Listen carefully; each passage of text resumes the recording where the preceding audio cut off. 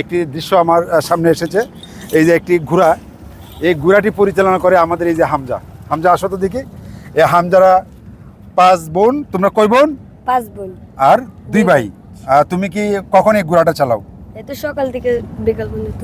এই ঘোড়ার যত্ন তুমি করো? জি। এটা দেখি তোমার সংসার চলে? তুমি স্কুলে যাও না? মানে কেউ যদি উদ্যোগ গ্রহণ করে তোমাকে স্কুলের দিকে সহযোগিতা করে, তোমার এই কাজটা ছেড়ে যদি তুমি স্কুলের জন্য ব্যবস্থা করা হয়, তাহলে তুমি কি স্কুলে পড়বে না? স্কুলে পড়বে না কেন? তোমার বয়স কত হয়েছে? 10 বছর। হ্যাঁ, কারণ তুমি যে এই ঘোড়ায় চড়াও, মানুষকে আনন্দ দাও, এখানে যে কয়েক টাকা ওই টাকা দিয়ে কি তোমরা সংসারে দিয়ে দাও? জি। কিন্তু তুমি এগুলো চিন্তা করো না যে আমার যে সময় চলে যাচ্ছে, এই সময়টা আমার একটু স্কুলে যাওয়ার। কিন্তু এটা তো অনেক রিস্কি না? তুমি ছোট বাবু, অনেক সব পড়ে যাও না? জি না। অভ্যস্ত হয়ে গেছো না? প্রথম পড়ে গেছিলাম, এখন আর পড়ি না। প্রথম পড়ে গেছিল না? জি। তা তোমার ভবিষ্যৎ চিন্তা ভাবনা কি? তুমি বড় হয়ে কি হতে চাও? হ্যাঁ, এই ঘোড়া চালাইবা?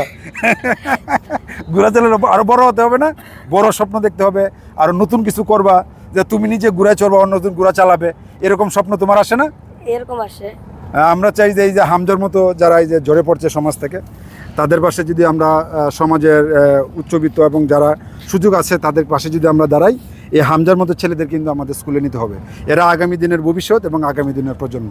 আমরা এই বাড়ি কেটিলে থেকে আমরা চাই হামজার যেন নতুন শিক্ষা জীবন শুরু হয় এবং সে যেন ভবিষ্যতে আলোর মুখ দেখতে পারে। আপনাদেরকে বাড়ি কেটিলে থেকে, হামজার পক্ষ থেকে বা আমার পক্ষ থেকে ধন্যবাদ।